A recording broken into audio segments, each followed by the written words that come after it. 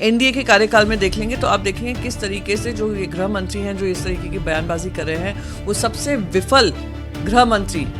Border security को लेकर पाए गए हैं। ये तो बहुत ही दुर्भाग्यपूर्ण कमेंट हुआ है प्रधानमंत्री जी की तरफ से, क्योंकि अगर आप देखें जिस तरीके से हमारी फॉरेन पॉलिसी चल रही है, जहाँ पे हम चुप्पी बांधे हुए थे जब ईरान पे अटैक किया गया था, प्रधानमंत्री जी खुद का दौरा जो था इजराइल वॉर छिड़ने से 2 दिन पहले वहां पर पहुंचे थे।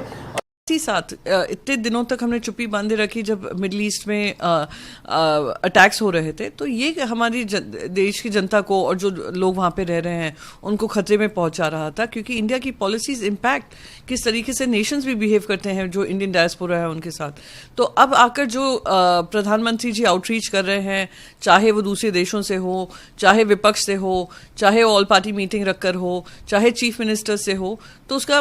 एक तरफ जहां हम स्वागत करते हैं पर दूसरी तरफ इस तरीके की शब्दों का इस्तेमाल करना, क्या ये सच्चाई नहीं है कि जनता रास्तों पे खड़ी हुई है सिलेंडर के लिए? कि ये सच्चाई नहीं है कि पेट्रोल के प्राइसेस को कम रखने के लिए जब तक इलेक्शंस हैं आपने एक्साइज ड्यूटी कम कर दी है? कि ये बात में सच्चाई नहीं है कि एलपीजी प्राइसेस बढ़ा दिए गए हैं? और क्या इस बात पे सच्चाई नहीं है कि बहुत सारे जो एयरलाइंस वहाँ पे ऑपरेट कर रही थी उनके अभी ऑपरेशंस काफ़ी कम हो चुके हैं, जिस वजह से बहुत सारे इंडियंस जो लौटना चाहते हैं वो भी ऐसी परिस्थिति में हैं कि नहीं लौट पा रहे हैं। कोई अमित शाह जी को याद दिलाए कि 2014 से सरकार भारतीय जनता पार्टी की है, और अगर आप आंकड़े देखेंगे ना डिपोटेशन का, जो बांग्लादेशियों को वापस भेजा गया है वो यूपीए के कार्यकाल में ज़्यादा गए हैं, एनडीए के कार्यकाल में कम गए हैं। सच्चाई ये है कि घुसपैठिया नाम से इनको अपनी राजनीतिक फ़ायदा होता है, घुसपैठिया एजेंडा से इनको ये लगता है कि ध्रुवीकरण कर सकेंगे, घुसपैठिया राजनीति से इनको लगता है कि एक मुद्दा हमेशा ज्वलंत बनाए रखेंगे, जैसे अस वर्सेस आउटसाइडर्स करेंगे। तो ये तो होम मिनिस्टर की जिम्मेदारी होती है, होम मिनिस्टर के दायरे में आता है, चाहे वो सिक्योर बाउंड्रीज दें, इंश्योर करें कि कोई हमारे देश के अंदर ना घुस कर आए। पर सच्चाई और हकीकत यह है कि अगर आप आंकड़ों पे जाएंगे, और मैं जनता से कहूंगी आंकड़े देखें कि यूपीए के कार्यकाल में कितने लोगों को वापस भेजा गया था और बांग्लादेश में जो घुसपैठिए आए थे उनको वापस भेजा गया था, और उनका एनडीए के कार्यकाल में देख लेंगे तो आप देखेंगे किस तरीके से जो ये गृह मंत्री हैं जो इस तरीके की बयानबाजी कर रहे हैं वो सबसे विफल गृह मंत्री बॉर्डर सिक्योरिटी को लेकर पाए गए हैं। नहीं, देखिए जेवर एयरपोर्ट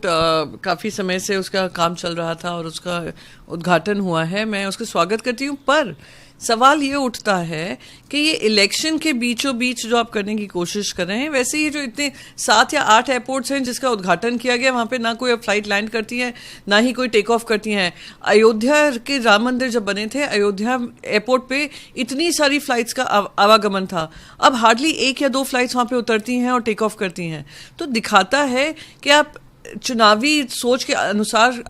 उद्घाटन करते हैं और उस पर सही तरीके से जो कनेक्टिविटी, लास्ट माइल कनेक्टिविटी है वो नहीं देते। मैं आपको उदाहरण देती हूँ नवी मुंबई इंटरनेशनल एयरपोर्ट का। नवी मुंबई इंटरनेशनल एयरपोर्ट पे आप जैसे ही उतरेंगे, जैसे ही आप उतरते हैं, उसका उद्घाटन तो आनंद फानन में किया, जैसे ही उतरेंगे सारे नेटवर्क गायब हो जाते हैं, इंटरनेट कनेक्टिविटी नहीं होती है, सबको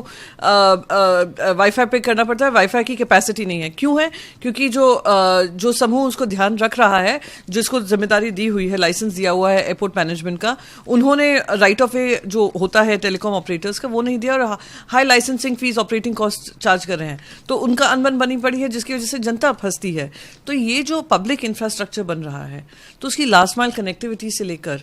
ऑपरेटेबिलिटी से लेकर, कॉस्ट इफेक्टिवनेस से लेकर, ये सारी ध्यान देना ज़रूरी है। और अगर जेवर एयरपोर्ट पे आने जाने के लिए गाड़ी का फेयर हो या बस कनेक्टिविटी हो या मेट्रो कनेक्टिविटी हो, इस पे भी ध्यान देना चाहिए।